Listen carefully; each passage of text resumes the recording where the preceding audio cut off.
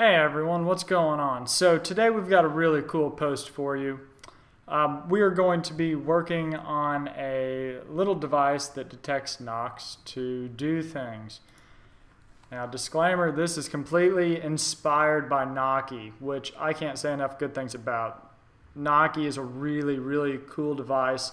The fit and finish on it is awesome.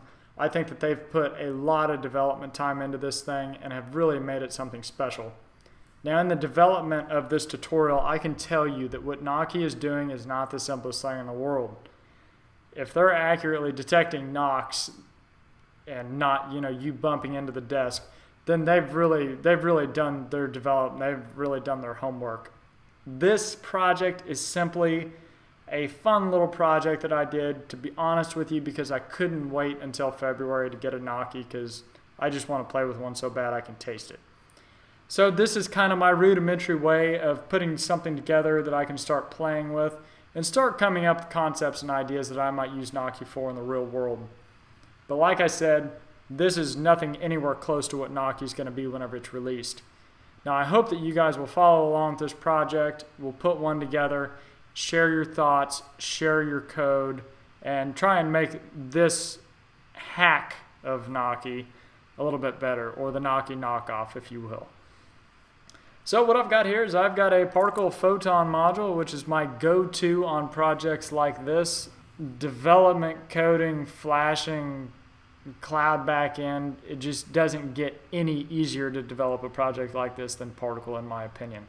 I've got that plugged into an I2C interface shield from ControlEverything.com, which is connected through the included I2C cable through an analog to digital input board, also from ControlEverything.com.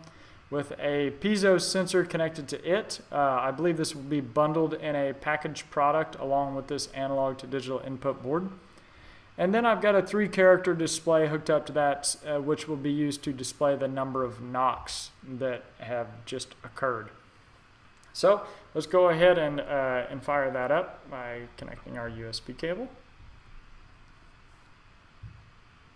Okay, once we've got a breathing cyan LED on the photon module and we see a 0 on the display, that means that we're all ready to go. Now, of course, you're going to have to flash firmware into the photon module before this works.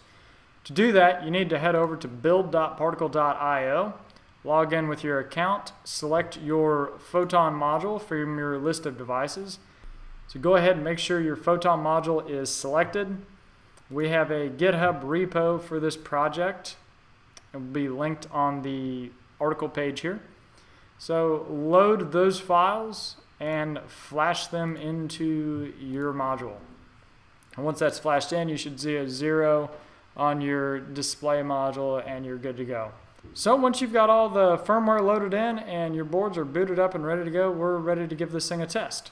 So the easiest way to do that is to head over to dashboard.particle.io, and here we can view a live stream of events published by our knock sensor here. So let's go ahead and give a couple of taps on the desk.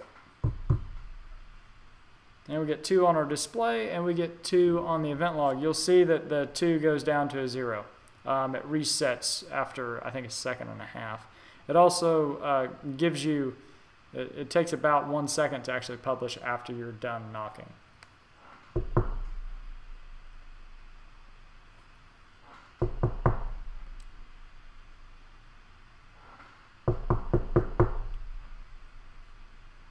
That works pretty good. I can also tap on the desk from a few feet away. Still works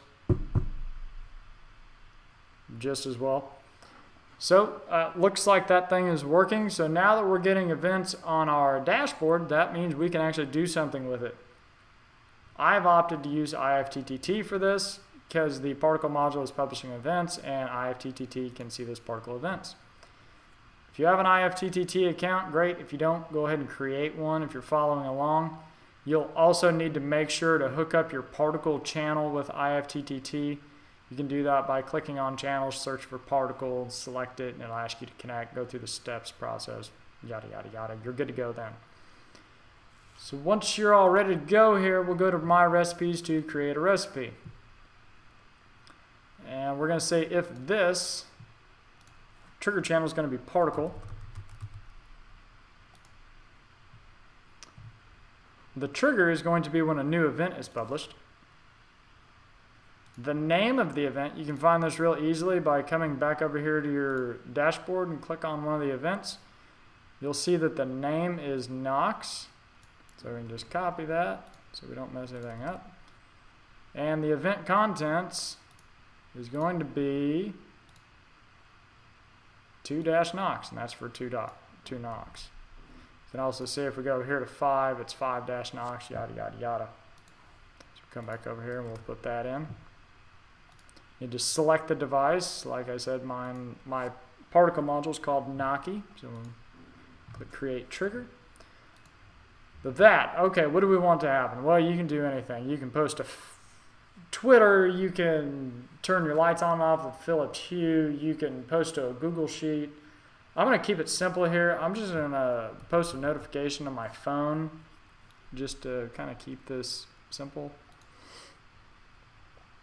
And we're going to send a notification, and it's going to say someone is at the door. Create action. Create a recipe. Yeah, there we go. Recipe is created. So let's give it a shot.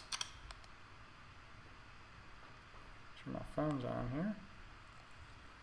Okay. All you Android guys, contain yourself. So this is an iPhone. 2 taps. 2 taps on our display. Fantastic. And we get a notification on our phone that says someone at the door. So that is pretty much it. Now, like I said, you can use Ifttt to do pretty much anything that you want to do. You know, let your imagination run wild there. This does work pretty well. Like I said, there's always room for improvement. We did this, you know, in a few hours, and it works pretty good. It's definitely not Knocki. It's definitely not as pretty as Knocki. It definitely doesn't work as good as Knocki. It's never going to be Knocki. But this is pretty cool, and it's fun to play with.